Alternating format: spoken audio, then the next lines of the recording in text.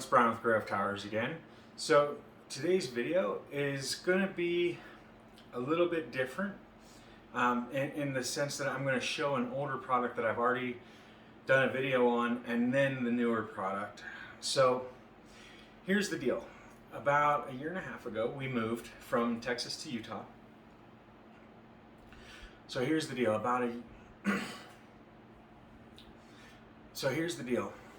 year and a half ago, well, let's go even a little bit further. About two and a half years ago, I did a video on a Reddragon keyboard. I absolutely loved that keyboard. In the move out here about a year and a half ago, we had a bunch of electronics die in the move, and it wasn't the product's fault. It was the way they were packed by the people that we had help us. They were sloppy, manhandled it, and just horrible experience. We lost 3 desktops, multiple video cards and motherboards, hard drives, SSDs. My keyboard was one of those items that didn't survive long after that move, and so it was a bad move. And it wasn't that we lost them as in they went missing, it was we lost them as in stuff fell on top of them, broke them, knocked them around, things like that, and it just destroyed a bunch of equipment. So for the past about a year now, I've been using this model of the Reddragon keyboard, and this one, I think I've got a video that I'll link up here for that. This was the Surara, I'm not sure how to pronounce it, S-U-R-A-R-A. I'm going to say it's probably an India-based company or an India-originated company. The keyboard has heft to it. It is a great keyboard. It's just with the previous model that I had, I got used to the clicks of the keys. This is a fully mechanical keyboard with, I believe, brown switches. But you hear the clicks? Yeah, they're audible, but they're not real audible. You know, and for me, I really was enjoying that mechanical keyboard click, the clicky click, where you press down on it and you got that really clicky click. This I don't get that feeling from, and it's not anything wrong with the keyboard. I enjoy it. I like it.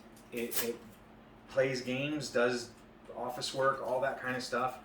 I'm going to end up giving it to my wife, who does not like the clackety click. So this will go to her computer probably later on today or tomorrow.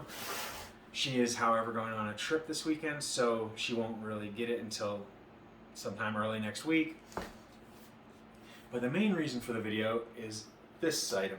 Now this is the Vara model. This is a optical blue switches, I think is what it's called. So, and it is still a fully mechanical keyboard. It is probably identical as far as appearance to that one, but we'll get a look at it in a second here. But this model is supposed to have the same switches that was in the previous model that I had. It does lack some of the additional optional buttons. The other one had, I think it was 8 buttons on the side for functions that were not normal functions, kind of like macro keys. And then it had some keys up top that were designed for playback of audio and stuff, which was really nice, but I never really used any of those additional buttons. So this keyboard has been fine as far as functionality. It's just that I want that clicky sound. So for a sub $100 keyboard, Reddragon has been my go-to for keyboards. This model here, and that one there I think was, I want to say the Surara, that one was like 55, 60 bucks range when I got it. This one was $49.99 when I got it. And so we're going to go ahead and pop it open, and I'll show you the keyboard and show you the clicks. Now, one of the nice things about Reddragon is that they are a name brand in the industry, just not a leading brand. And so the difference is that a leading brand like Corsair will charge you $100 for a keyboard like this. Whereas Reddragon, still being a name brand, dependable, reliable, good quality, they're gonna charge you 50 bucks for a keyboard because they're not the leading brand, they're a name brand.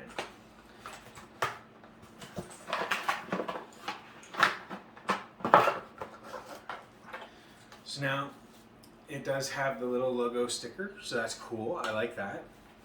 The keyboard is packed in bubble wrap, which is always good. So now,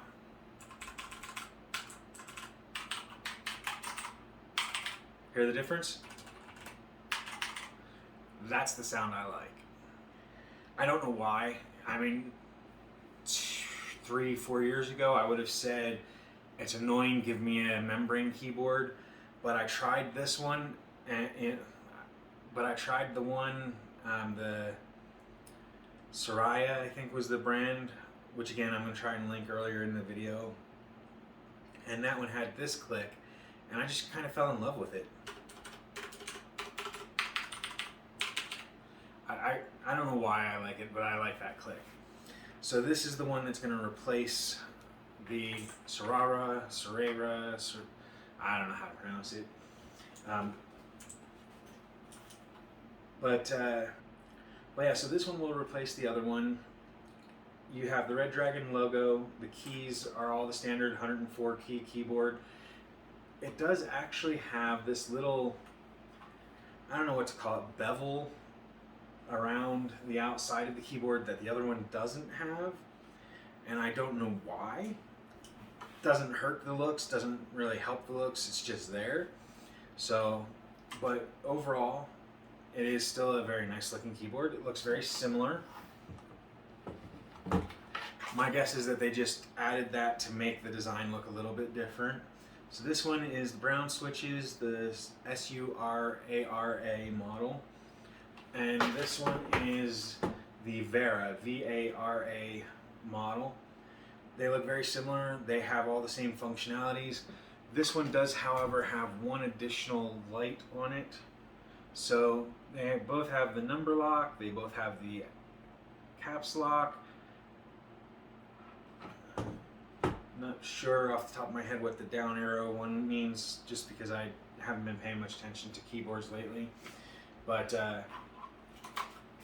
then that one has an additional lock of some kind light that I'm not familiar with either, but I've never used those two lights. So again, it's not anything that's going to interfere with me, and this keyboard will match. The cool thing about Reddragon is that their keyboards are still low budget, and I use low budget as opposed to cheap. They are RGB, not LED, RGB. And it's not pre-programmed only RGB either.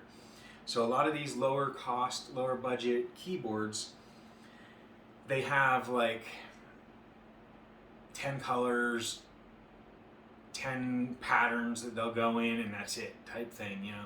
Maybe it's 18 colors, 18 patterns, whatever. But they only have a certain number of colors and a certain number of patterns that they'll play in, and that's it. These, you download the software off the website for the specific model of keyboard, you run it, and it functions almost identical to iQ or to Razer's software for the keyboards, where you can go in, and it's a little more difficult than iQ or Razer, but again, low budget keyboard versus, you know, $200 keyboard, you suffer a little bit on the software side, but the software allows you to change individual key colors. So you can have every key a different color, or you can have groups of keys in the same color. What I like to do is I like to do all of the numbers one color, the outer shell another color, the arrows a different color, these keys a different color, the main keys with the letters one color, the outer keys different colors, and then like the escape key and the caps lock key and the enter key, I'll have all as different colors to even, you know.